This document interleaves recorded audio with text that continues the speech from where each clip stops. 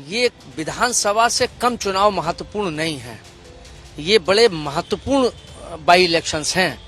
तो इस लिहाज से भारतीय जनता पार्टी में और विशेष रूप से मुख्यमंत्री की भी प्रतिष्ठा दांव पर लगी है, भाजपा की तो लगी है। जो समीकरण बताते हैं 14 के पहले की बीजेपी और 14 के बाद की बीजेपी में एक मौलिक अंतर है। बाबा गोरखनाथ भी उसी समुदाय से हैं जिस समुदाय से अवधेश प्रसाद। बीजेपी के लिए वो सीट एक सीट नहीं है कि उसको जीत लें।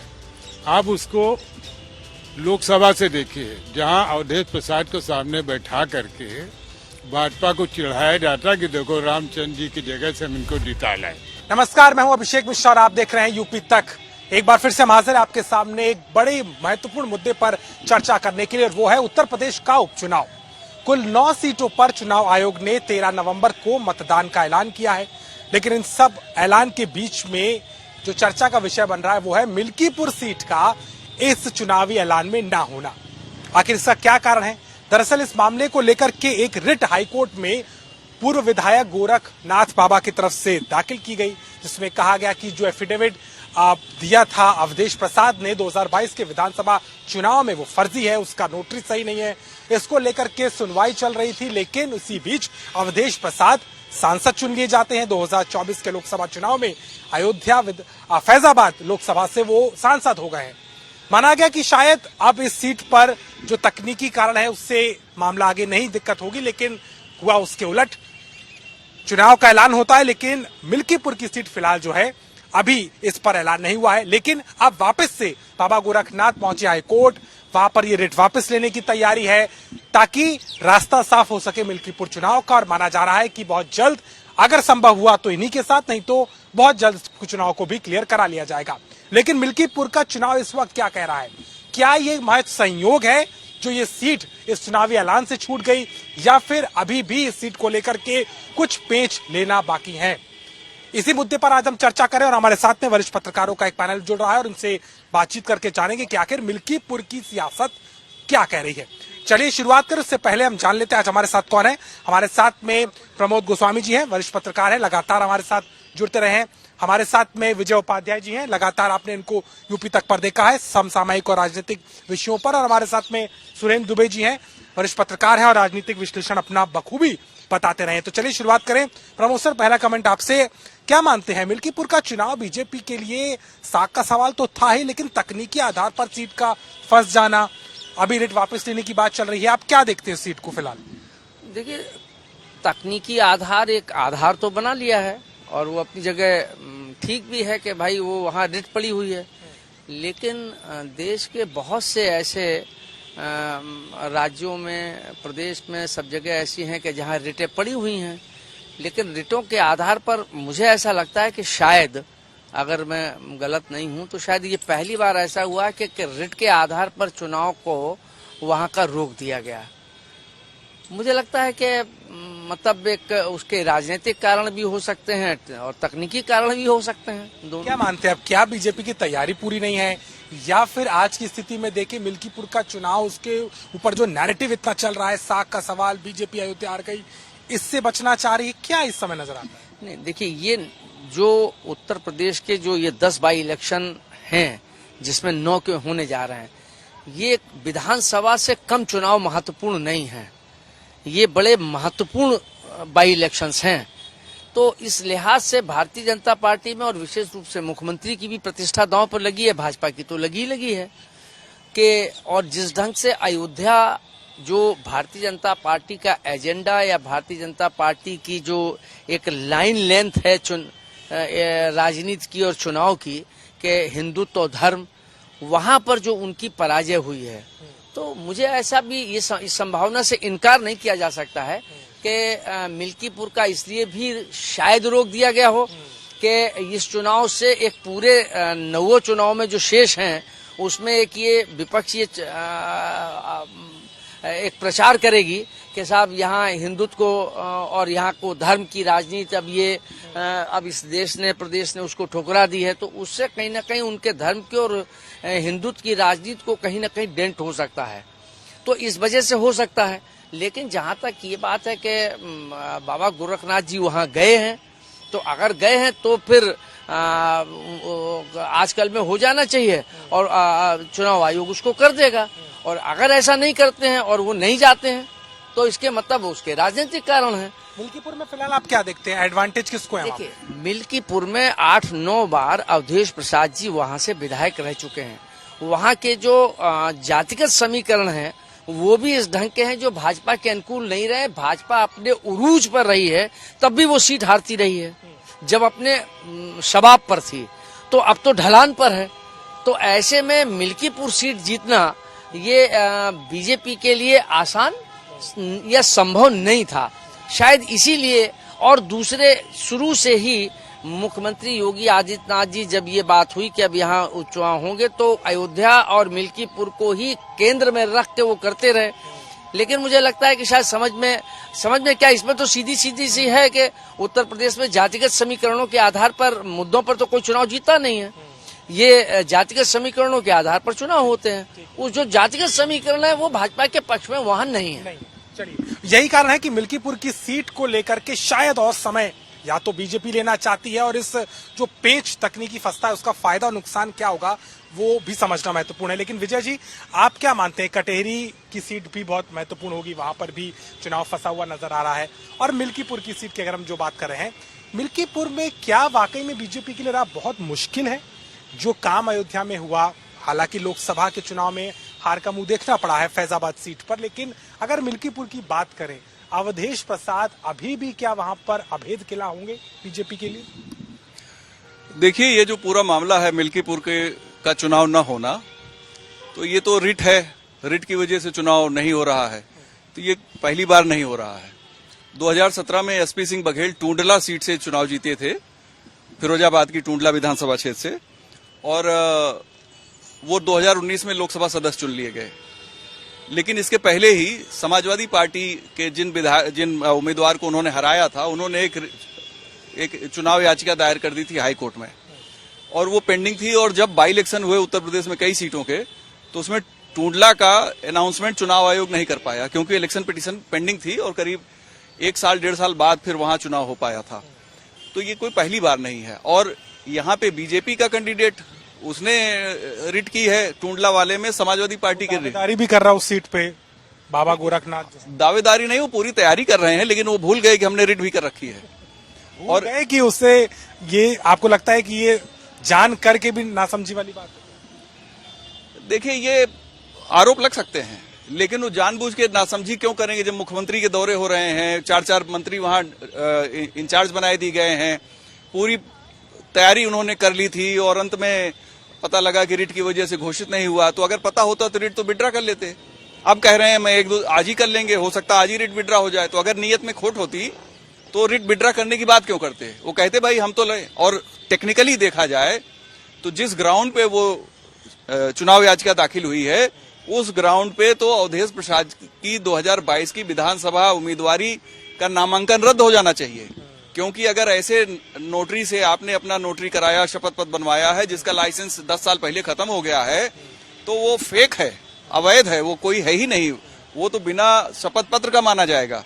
तो वो तो उस समय के तत्कालीन जिला निर्वाचन अधिकारी की लापरवाही है जो उसने नहीं किया। तो देखा जाए तो मोटे तौर पे अवधेश प्रसाद जी का अब चुनाव हो जाने के बाद परिस्थितियां भिन्न हो जाती हैं, लेकिन उनका नामांकन पहले दिन रद्द होने के लायक था, अगर ये ग्राउंड सही है तो। लेकिन अगर फिर टूंडला के लिए क्या कहेंगे, जो 1.5 साल चुनाव नहीं हो पाया, वहां सपा के उम्मीदवार की ने दाखिल किया था रिट। तो होता क्या है कि हम जैसा चीजों को दिखाना चाहते हैं वैसा ही देखना शुरू कर देते हैं, ये पूरी सच्चाई नहीं। अगर इनको चुनाव टालना होता तो मुख्यमंत्री वहां कम से कम वहां 50 नई सड़कों की घोषणा हो गई, टेंडर हो गए, वहां काम हो रहे हैं। मिल्कीपुर में एक अभी वहां एक आश्रम में एक स्कूल का उद्घाटन योगी जी ने कर दिया। 4-4 मंत्री लगे हैं, योगी जी के लगातार दौरे हो रहे हैं। समीकरण से इत्तेफाक देखते हैं, जैसे प्रमोद जी कह रहे हैं कि बड़ा मुश्किल होगा, आपको क्या देखते हैं, क्या वो कांटों को निकाल लिया है बीजेपी ने? देखिए, समीकरण तो हर जगह मुश्किल ही होता है, आसान समीकरण कहाँ होता है। अगर कहीं यादव मुसलमान की संख्या ज्यादा नहीं है तो वहां समीकरण मुश्किल है। भाई अगर ये पता ना हो जिस पार्टी के पास अपना, अब बीजेपी का बेस वोट क्या है, अगर आप मोटे तौर पर देखें लोकसभा चुनाव में जो चीजें दिखी थी, उसके बाद तो हम यही कह सकते हैं कि सिर्फ ब्राह्मण बेस वोट बचा है बीजेपी का। ब्राह्मण के अलावा कोई बेस वोट है ही नहीं उनके पास, क्योंकि राजपूतों ने तो अभियान चलाया। तो टेक्निकली बीजेपी के पास बेस वोट ये जो 12 जो ब्राह्मण है, भूमिहार ब्राह्मण है और त्यागी ब्राह्मण है, बस इतना ही रह गया। और कुछ तो बेस वोट इनका है, वैश्य वर्ग भी है। हाँ, वैश्य वर्ग भी है, शहरी मतदाता वैसे बहुत लोग हैं, लेकिन जो लार्जर पिक्चर में है और जो बड़ी पॉपुलेशन है उसमें तो ब्राह्मण ही है। आप अभी क्या मानते हैं, कटेरी में कौन आगे?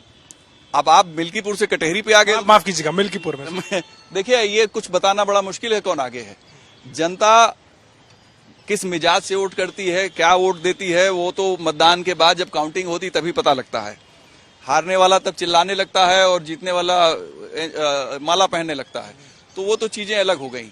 लेकिन अगर अब आपने कटेहरी की बात की, मिल्कीपुर का समीकरण सबको पता है कि अगर पासी कम्युनिटी और मुस्लिम कम्युनिटी वहां इकट्ठा होती है, वो इंटैक्ट रहती है, तो 1 लाख के ऊपर वोट है इनके। अब इस 1 लाख के खिलाफ कोई पोलराइजेशन होता है या 1 लाख के साथ होता है, तो उसमें चुनाव का रिजल्ट डिपेंड करेगा। अब आइए आप कटेहरी, लालजी वर्मा की बड़ी मजबूत सीट है। अभी 5 अगस्त को वहां पे एक जिला पंचायत सदस्य का रिजल्ट आया है। उस जिला पंचायत सदस्य के रिजल्ट में सपा को 2500 वोट कुल मिले हैं, बसपा जीती है वहां, करीब उनको 5600 वोट मिले। 70 बूथ का रिजल्ट था वो, एक तरीके से कहें रेफरेंडम है वो, बिफोर इलेक्शन एक सर्वे हो गया, और बीजेपी को कुल 211 वोट मिले हैं। तो ये जो सिचुएशन है कटेहरी की, जो जिला पंचायत सदस्य का रिजल्ट है, ये अलग समीकरण बयां कर रहा है कि वहां तो बसपा सबसे ज्यादा मजबूत है। तो लेकिन हम ये नहीं कह सकते कि बसपा की जीत सुनिश्चित है वहां, या बीजेपी बहुत खराब करेगी, या सपा जीत नहीं सकती। तो परिस्थितियां अलग अलग होती, जनता किस समय क्या सोच रही है वो ज्यादा इंपॉर्टेंट होता है। बिल्कुल, कहीं ना कहीं वही समीकरण है जो पूरी तरीके से चुनाव को प्रभावित करेगा। लेकिन सुरेंद्र सर से बात करेंगे। सुरेंद्र सर, आप क्या मान रहे हैं, मिल्कीपुर की स्थिति आपकी नजर में क्या है? मुख्यमंत्री ने 5 दौरे किए हैं लगातार, योजनाओं का अंबार लगा हुआ है, काम वहां तेजी से चल रहा है। अवधेश प्रसाद के भी हौसले बुलंद हैं, बेटे को लड़ाने की तैयारी हो चुकी है, नाम आ रहा है। आपको क्या लगता है, मिल्कीपुर का चुनाव आपकी नजर में इस समय कहां है, और इस रिट का आना किसको फल रहा है, किसके लिए नुकसानदायक है, आप क्या मानते हैं? देखिए, मुझे लगता है कि जो मिल्कीपुर में चुनाव नहीं कराया जा रहा है, इसमें यूपी के लोगों को विश्वास में नहीं लिया गया। और अब इनको जो बाबा बालकनाथ हैं, अन्य लोग हैं, गोरखनाथ, इनको भाई ये लोग तो लगे हैं पूरी तरह से। और जैसे आपने कहा कि लगातार वो मुख्यमंत्री घोषणाएं कर रहे हैं, दौरे कर रहे हैं, और अभी अभी बहराइच हो गया है, तो एक नया वोट बैंक का एक और बढ़िया मामला हो गया। ऐसे में अगर मिल्कीपुर का चुनाव हो जाता तो बीजेपी को क्या दिक्कत थी? मुझे ऐसा लगता है कि वो शायद एक मतलब गलत निर्णय ऐसा हो गया, और इसीलिए आप देखें कि वो गोरखनाथ के लोग और उनका वकील कल से लगातार ये कह रहा कि हम रिट वापस ले लेंगे और भला कर लेंगे। अब उसके बाद भाई चुनाव आयोग है, वो 2 दिन बाद कहेगा कि नहीं, अब मान लीजिए उन्होंने रिट वापस ले ली तो हम चुनाव कराए दे रहे हैं। अभी हमारे विजय उपाध्याय ने बताया टूंडला में भी ये हुआ था। अब टूंडला की मुझे परिस्थितियां नहीं मालूम, लेकिन नॉर्मली ये इस देश में कहीं न कहीं रिट तमाम लोग दाखिल किए रहते हैं, और किसी रिट के आधार पर चुनाव नहीं रोका जाता है। अगर कोर्ट स्टे किए हो तब बात अलग। और यहाँ तो क्या हुआ भाई, वो तो विधायक से सांसद हो गए, तो जिस बात के लिए रिट है वो बात ही खत्म हो गई। तो इसको कहते हैं कॉज ऑफ एक्शन नहीं रहा। जब कॉज ऑफ, और वो चुनाव इसी चुनाव आयोग के निर्देशन पर हुए हैं। चुनाव आयोग को मालूम है कि अवधेश प्रसाद यहाँ जीते हैं, तो जब कॉज ऑफ एक्शन नहीं रहा तो आप प्रोटेक्शन किस बात का उसको लॉ कर देना चाहते हैं? ठीक है, जिस ढंग से कल उन्होंने हम सब लोगों को भी बहुत डांटा फटकारा कि पत्रकारों तुमको पता नहीं कैसे सर्वे करना चाहिए, और तुमने बड़े उससे वो कर दिया, तो एग्जिट पोल को लेकर के, तो मुझे लगा ये ठीक है। वो ये भी बताया कि देखो मैं सब कर सकता हूँ, मैं सर्वज्ञ भी हूँ, और मैं तो वो बताया क्या सैंपल है, क्या आप हमको ये बताइए। अगर 8:15 बजे से चैनल सब बताने लग गए कि कौन आगे पीछे हैं, तो क्या चुनाव आयोग ने किसी चैनल को नोटिस दिया? भाई आपने कैसे बताया? कोई आप हमारे यहाँ से लीक हो रहा था? भाई काउंटिंग तो सार्वजनिक चलती है, और पूरे चुनाव में कभी हम लोगों को याद है, आपको याद होगा, जब मतगणना होती तो उसमें बताया जाता 2 राउंड पर इतने वोट, 3 राउंड पर इतने वोट, इतने 14 राउंड, इतनी टेबल, ये सब नॉर्मली 14 राउंड का अंदाज रहता है, कभी 17-18 राउंड भी हो जाते हैं। कोई चर्चा की गई नहीं की गई। ये भी पहली बार हुआ कि वो उनकी वेबसाइट फ्रीज हो गई। ये भी पहली बार हुआ कि लोकसभा में उन्होंने 3 दिन तक हमको बताया कि अभी हम कलेक्ट कर रहे हैं। इस डिजिटल युग में जो हर काम सेकेंडों में होता है, तो उनको 3 दिन लग गए क्या कहते हैं ये बताने में कि कितने लोगों ने वोट दिया। इस सब से बातें स्पष्ट हैं। ठीक है, वो एक संवैधानिक संस्था, उसके पास अपने पावर हैं और ये देश हमारा उस ढंग का नहीं है। श्रीलंका होता, हो सकता लोग कहीं घुस जाते कहीं। यहाँ वो इतने बड़े मुल्क में ये सब संभव नहीं होता है। लेकिन मुझे लगता है कि ये जिस एक तर्क को लेकर के चुनाव नहीं कराया जा रहा है, वो अपने आप में गलत है और खुद राजीव कुमार की विश्वसनीयता पर संदेह प्रकट करता है। अगर राजीव कुमार कोई अन्य कारण लेके करते, हम ये कह रहे हैं कि वो विश्वसनीय नहीं है, तो प्रूफ तो उनको करना है ना कि नहीं मैं विश्वसनीय ढंग से कर रहा हूँ, कोई बेईमानी नहीं हो। आप अभी की स्थिति में क्या मानते हैं? क्या मिल्कीपुर में बीजेपी ने अपनी स्थिति को बेहतर किया है या अभी वहाँ इस लायक नहीं है कि वहाँ चुनाव करा के वो रिस्क ले पाए? अवधेश प्रसाद के अभी भी आगे? देखिए, लोकसभा चुनाव हो गया, चुनाव में 15 दिन में महीना भर में परिस्थितियां बदल जाती है। जिस ढंग से अयोध्या के लोगों का बहिष्कार हुआ है, जिस ढंग से वहां पूजा पाठ में लगे लोगों को बाहर से लोगों के आकर के प्रताड़ित किया है कि तुम लोग एंटी हिंदू है, बिजनेस तो उनको वही करना। हो सकता है इस बार कहें कि भैया माफ करना, उस बार गलती हो गई, हमें अपना रोजी रोटी भी चलानी है। लेकिन विडंबना सर ये है कि उसी अयोध्या सदर ने बीजेपी को वोट किया है, वहां बीजेपी जीती है, जिस मामले में पूरा नैरेटिव बना है। हाँ, इसीलिए मैं कह रहा हूँ कि आप कल जो हुआ वो आज भी होगा, ये आप राजनीति में कभी नहीं कह सकते। हो सकता है इन सारी बातों के बावजूद, लेकिन जो पोजीशन है उसमें भाई अवधेश प्रसाद वहां से रहे 9-10 बार और अभी भी एक माहौल बना हुआ है। मुझे लगता है चुनाव न करा करके किसके कहने से किया गया, मैं उस आरोप पर जाता ही नहीं। भाजपा को अब ये लग रहा है कि गलत हुआ, हमें चुनाव लड़ना चाहिए। तो कहीं ना कहीं एक नुकसान बीजेपी को नजर आ रहा है, ये मानना है यहाँ पैनल में। लेकिन प्रमोद सर, इस पूरे अगर हम वाकई को देखें, आपने कई दशकों की सियासत को देखा है, पहले तो कभी हमने इस तरीके से नहीं सुना। ठीक है, जैसा बता रहे कि टुंडला की सीट पर हुआ था, लेकिन जब भी कोई इस तरीके का ऐलान होता है, चाहे विपक्षी दल हो, सत्तारूढ़ दल हो, पूरा प्लान, पूरा तैयारी होती है, एक सीट की समझ होती है।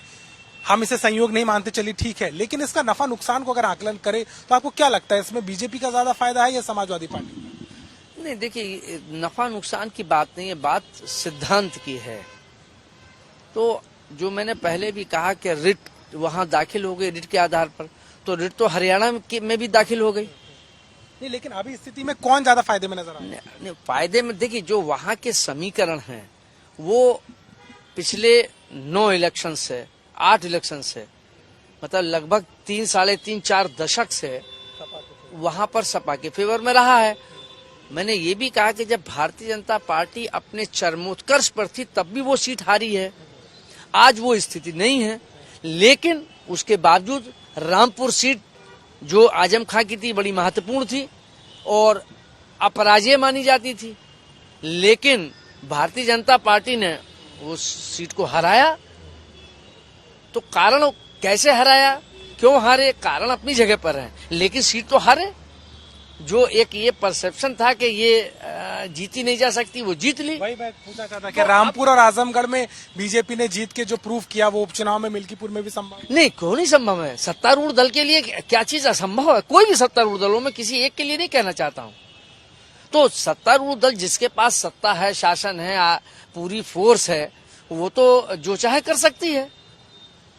तो वो समीकरण तो अलग है, लेकिन जो मतलब 3-4 दशकों के समीकरण हैं, जो जातिगत समीकरण हैं, उस लिहाज से मतलब भारतीय जनता पार्टी वहां गेनिंग पोजीशन में नहीं दिखाई देती है। लेकिन रिजल्ट तो वहां मतलब बाई इलेक्शन में गोरखपुर हार गई थी, तो ये गोरखपुर और फूलपुर हार गई थी। तो इसलिए ये बात तो अपनी जगह है कि उस समय की जनता में कोई ऐसी चीज आ जाए, ऐसा हो जाए। लेकिन मिल्कीपुर में मुझे नहीं लगता, क्योंकि वहां के जो समीकरण है वो बड़े अटूट हैं और जो भाजपा के पक्ष में नहीं है, इसलिए मुझे लगता है। लेकिन भाजपा सत्ता में है और वहां सड़कें बनवा दी, उसने कुछ और चीज बनवा दे वहां, जनता वहां से खुश हो जाए, वहां रोजगार दे दें, वहां मिल्कीपुर की गरीबी हटा दें, वहां महंगाई कम उस क्षेत्र में कर दें, उस दौरान आलू 4 रुपए की कुंटल भर देने लगे, तो बात अलग है कि भाई वहां मिल्कीपुर जीत जाए। तो देखिए वो तो अपनी आज की तारीख में आप मानते हैं कि मैच में सपा आ गई? नहीं, आज की स्थिति में जो पहले से देखें, जो समीकरण देखें, उस लिहाज से समाजवादी पार्टी वहां गेनिंग पोजीशन में है। लेकिन चुनाव के बारे में कोई ये नहीं कहा जा सकता कि ये गेनिंग में है तो गेनिंग ही बने रहेंगे, तो ऐसा नहीं है। तो वो उसमें तो जनता के मूड की बात है, जनता का मूड क्या हो, सरकार वहां को किस ढंग से उसको हैंडल करे, वहां की प्रॉब्लम्स को कैसे शार्ट आउट करे, तो जनता का रुझान बदल भी सकता है, वो एक अलग बात है। तो कहीं ना कहीं संघर्ष बहुत ज्यादा है और यही नजर आ रहा है उस सीट पर। लेकिन विजय सर, आप चूंकि हम लोग एक एक पहलू को डिस्कस कर रहे हैं, वहां के लोकल तौर पर अगर देखिए, दलित बाहुल्य वो क्षेत्र है, वहां पर जो कॉम्बिनेशन बैठता है वो सपा को फलता रहा है। लेकिन बीजेपी ने भी पिछड़ी जाति हो, दलित वर्ग को साधने की कवायद की, पीडीए ने उस नैरेटिव को तोड़ा है, लोकसभा चुनाव में हमने देखा उसका असर भी। क्या आज की स्थिति में बीजेपी मिल्कीपुर केवल एक साख के तौर पे नहीं, लेकिन उस कॉम्बिनेशन को तोड़ने के लिहाज से भी काफी चैलेंजिंग होने वाला है? देखिए, ऐसा है कि मिल्कीपुर सीट पर 2017 में बाबा गोरखनाथ 28,000 वोट से जीते थे और 2022 में 13,000 वोट से हारे थे, कुल 13,000 वोट से। 1,03,000 इनका था और 90,000 समथिंग बाबा गोरखनाथ था। बाबा गोरखनाथ भी उसी समुदाय से हैं जिस समुदाय से अवधेश प्रसाद, तो समुदाय का तो कोई फर्क है नहीं, समुदाय वही है। अब एडिशनल वोट किसके साथ जाता है, तो हम ये नहीं कह सकते कि बहुत एज है समाजवादी पार्टी की वहां पे। जो समीकरण बताते हैं 14 के पहले की बीजेपी और 14 के बाद की बीजेपी में एक मौलिक अंतर है, और जो एज है वो सपा का दिखता है, लेकिन वो स्ट्रांग नहीं है, उसे हम नहीं कह सकते कोई चमत्कारी हो सकता है। दूसरा, जब बाई इलेक्शन होता है तो बाई इलेक्शन के बारे में एक कॉमन परसेप्शन है कि भाई डेवलपमेंट करना है, रूलिंग पार्टी के साथ रहिए, ज्यादा अच्छा होता है। फिर भी मैं ये मानता हूं कि अवधेश प्रसाद की अपनी एक वहां पकड़ है, उनकी जमीन है, लेकिन बाबा गोरखनाथ भी कमजोर नहीं है, या जो भी बीजेपी कैंडिडेट वहां हैं उनको आप कमजोर। दूसरा एक इम्पोर्टेंट बात यह है कि बहुत हालात बदले हैं 4 जून 2024 के बाद से, बहुत हालात बदले हैं, और जो हालात बदले हैं उसमें बहुत सी चीजें बदली हैं। उसमें बसपा अपने को रीस्ट्रक्चर कर रही है, रीडिजाइन कर रही है, रीलॉन्च कर रही है, तो बीएसपी का रोल भी बहुत इंपॉर्टेंट होगा, क्योंकि वोट शेयर उसे भी चाहिए। तो वहां ये बात सही है कि जो दलित जातियां हैं उनका वहां संख्या काफी है, 25% से ज्यादा टोटल दलितों का वोट है, जिसमें पासी भी हैं, कोरी भी हैं, अन्य बिरादरियां भी हैं। और अवधेश प्रसाद जी का अपना खुद का इनका अपनी पकड़ है, समाजवादी पार्टी की फॉलोइंग अपनी एक मजबूत फॉलोइंग है, उसमें भी दो राय। लेकिन इससे भाजपा की फॉलोइंग कमजोर नहीं हो जाती है, क्योंकि आप 17 का रिजल्ट भी देखना पड़ेगा। 17 में बीएसपी 50,000 से ज्यादा वोट पाई थी और ये 28,000 वोट से जीते थे। इस लिहाज से देखा जाए तो एक कांटे की लड़ाई 2022 में, कांटे की लड़ाई। आप क्या मानते हैं, आप टक्कर का मान रहे हैं मैच मिल्कीपुर में? मैं बिल्कुल मानता हूं कि मिल्कीपुर में बहुत कड़े संघर्ष की लड़ाई होगी और आसान नहीं है, किसी के लिए भी आसान नहीं होगा।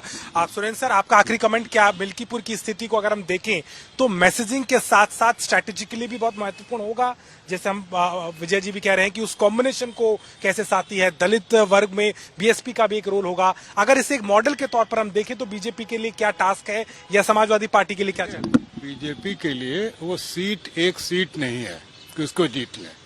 आप उसको लोकसभा से देखिए, जहां अवधेश प्रसाद को सामने बैठा करके भाजपा को चिढ़ाया जाता कि देखो रामचंद्र जी की जगह से हम इनको जिता लाए, अयोध्या ने, ठीक। तो अगर मान लीजिए वहां भाजपा जीत जाए तो वही नैरेटिव वो लोकसभा में गढ़ेंगे कि देखो तुमने क्या, तब हमने ये करके दिखा दिया। ये जो महत्व है वो इस सीट का बहुत ज्यादा। देखिए, वैसे तो एक सीट है और अभी जो नई परिस्थितियां, लोग अभी हो सकता कहें कि आप पता नहीं क्या सोच रहे हैं, अभी जो बहराइच में सब हुआ है, जाहिर इसका असर तो पड़ेगा, और वो वही रूट है पूरा, क्षेत्र वही है पूरा, ठीक है ना।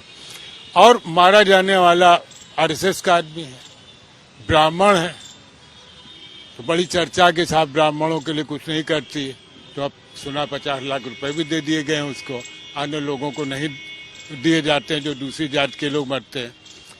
तो ये सब बातें, और देखिए चुनाव अब एक गिमिक है, धरातल पर बहुत कुछ है, लेकिन इसके बावजूद भी कौन जीतेगा हारा, अच्छा आप हमसे पूछ रहे हैं, हम इस रिस्क के साथ आपको बता रहे हैं अपना एनालिसिस, क्योंकि हरियाणा में जो हुआ हमारे ऐसे लोगों का जिन्होंने कहा कि कांग्रेस जीत रही है और एनालिसिस फेल हो गई, जीत गई बीजेपी, फिर भी हमारा जो प्रोफेशन है आप हमसे पूछ रहे हैं, बता रहे एज हम अभी भी मानते हैं कि बीजेपी को हार जीत, वो समाजवादी पार्टी का, और हार जीत बहुत कम वोटों से होगी, और जितने कम वोटों से होगी उतने ही उस सीट पर फिर बाद में चर्चा होगी कि सही चुनाव हुए कि नहीं हुए।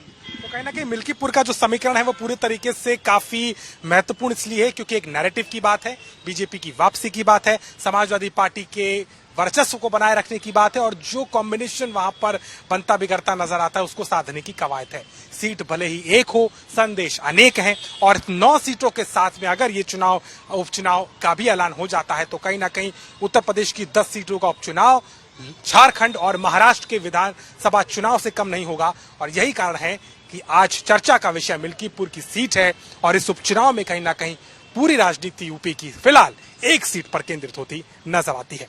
तो आज की चर्चा में बस इतना ही। मेरे सहयोगी संदीप दुबे के साथ मैं अभिषेक मिश्रा, यूपी तक।